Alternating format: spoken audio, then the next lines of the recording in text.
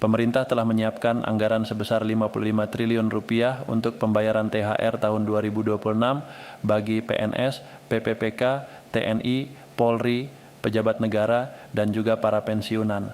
Angka ini sangat besar dan menunjukkan bahwa THR tetap menjadi perhatian utama dalam belanja negara. Tahun ini anggaran tersebut mengalami kenaikan dibandingkan tahun sebelumnya. Kenaikan ini tentu membawa harapan bahwa pencairan akan berjalan lancar dan nominal yang diterima tetap terjaga sesuai hak masing-masing penerima. THR tahun 2026 akan diberikan kepada PNS pusat dan daerah, PPPK, anggota TNI, anggota Polri, pejabat negara, serta pensiunan dan penerima pensiun. Artinya, bukan hanya pegawai yang masih aktif bekerja yang menerima, tetapi juga para pensiunan tetap mendapatkan haknya. Ini menjadi kabar yang penting karena banyak keluarga yang menunggu kepastian menjelang Ramadan dan Idul Fitri 1447 Hijriah. Perkiraan jadwal pencairan THR tahun 2026 direncanakan mulai pada minggu terakhir Februari 2026. Jika melihat perkiraan Hari Raya Idul Fitri 1447 Hijriah yang jatuh sekitar tanggal 21 atau 22 Maret 2026, maka jadwal ini sesuai dengan pola sebelumnya. Biasanya THR cair 2-3 minggu sebelum Hari Raya. Dengan jadwal tersebut, dana diperkirakan sudah masuk ke rekening paling lambat pertengahan Maret 2026. Waktu pencairan sangat penting. Menjelang Ramadan dan Lebaran, kebutuhan rumah tangga biasanya meningkat. Harga bahan pokok bisa naik, biaya perjalanan mudik juga meningkat. Banyak keluarga yang ingin membeli pakaian baru atau menyiapkan makanan khas Lebaran. Karena itu, jika THR cair pada akhir Februari atau awal Maret, maka penerima memiliki waktu yang cukup untuk mengatur keuangan dengan baik. Sekarang mari kita bahas mengenai komponen THR. Untuk ASN aktif seperti PNS dan PPPK, THR biasanya terdiri dari gaji pokok dan beberapa tunjangan yang melekat. Tunjangan tersebut bisa berupa tunjangan keluarga, tunjangan pangan, tunjangan jabatan, atau tunjangan umum.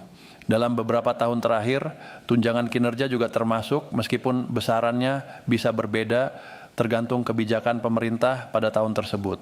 Namun untuk pensiunan, komponen THR berbeda. Pensiunan biasanya menerima 1 kali pensiun pokok ditambah tunjangan keluarga yang melekat pada pensiun tersebut.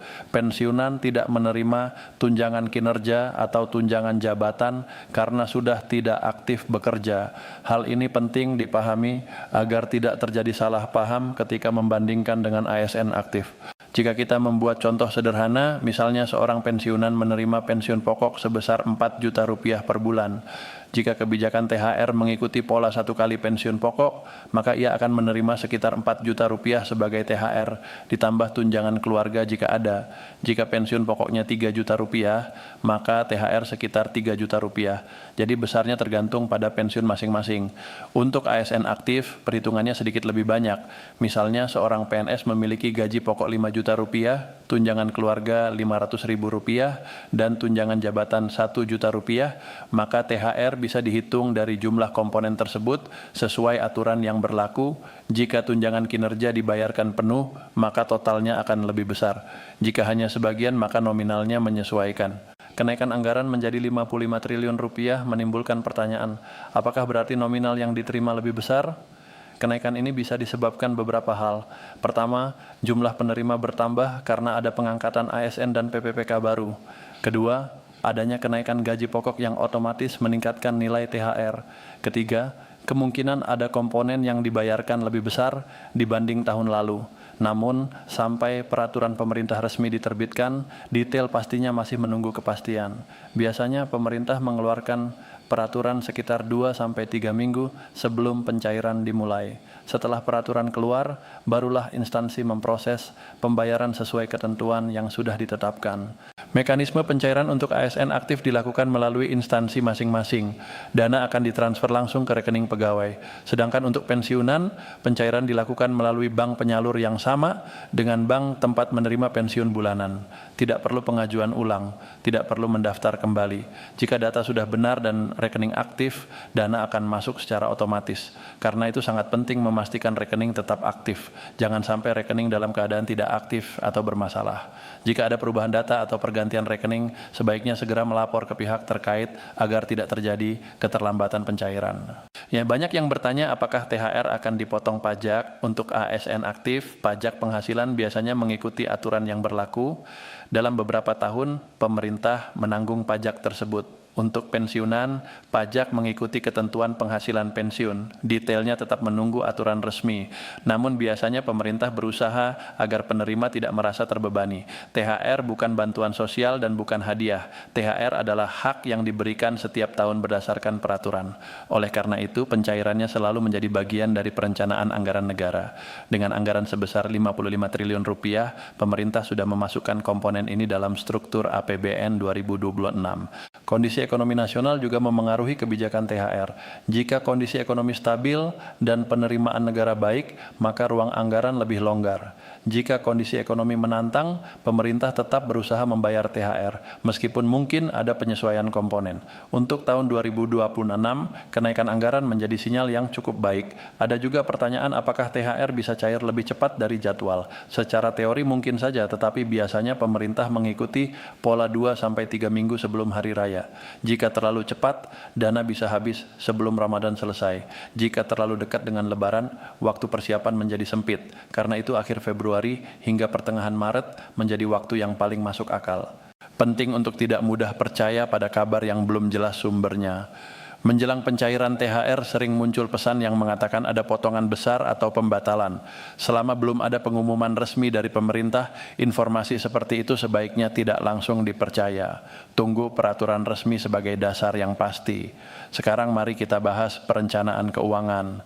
THR adalah dana yang datang satu kali dalam setahun. Jika digunakan tanpa rencana, setelah Lebaran kondisi keuangan bisa terasa berat. Sebaiknya dana dibagi dalam beberapa bagian. Sebagian untuk kebutuhan pokok Ramadan, sebagian untuk kebutuhan hari raya, dan sebagian lagi untuk tabungan atau cadangan. Bagi pensiunan, THR sering menjadi momen yang sangat berarti. Selain membantu kebutuhan Lebaran, dana tersebut bisa digunakan untuk berbagi dengan anak dan cucu. Banyak keluarga yang menantikan momen ini sebagai waktu berkumpul dan saling memberi kebahagiaan. Untuk ASN aktif, THR juga menjadi bentuk penghargaan atas kerja selama setahun. Pemerintah memberikan ini sebagai dukungan agar pegawai dapat menyambut hari raya dengan lebih tenang. Karena itu, penting untuk memanfaatkannya dengan bijak dan tidak berlebihan dalam pengeluaran. Jika melihat pola beberapa tahun terakhir, skenario paling mungkin adalah THR diberikan sebesar 1 kali gaji atau 1 kali pensiun pokok. Kemungkinan lebih dari itu kecil, kecuali ada kebijakan khusus. Karena itu sebaiknya kita tetap berpatokan pada pola tersebut sampai ada pengumuman resmi.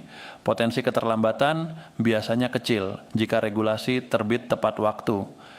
Proses administrasi umumnya sudah disiapkan jauh hari. Namun kendala teknis bisa saja terjadi di tingkat instansi atau perbankan. Oleh sebab itu memastikan data diri dan rekening sudah benar menjadi langkah penting. Dengan semua informasi ini dapat disimpulkan bahwa THR tahun 2026 hampir dipastikan cair sebelum pertengahan Maret 2026. Anggaran sudah disiapkan, penerima sudah jelas, mekanisme sudah ada, tinggal menunggu peraturan resmi sebagai dasar hukum terakhir. Semoga pencairan berjalan lancar dan dana dapat dimanfaatkan dengan baik oleh seluruh penerima. Dengan perencanaan yang matang, THR dapat membantu menjaga stabilitas keuangan keluarga menjelang Ramadan dan Idul Fitri. Pemerintah telah menunjukkan komitmen melalui alokasi anggaran yang besar dan kita sebagai penerima perlu menyambutnya dengan bijak dan penuh rasa syukur.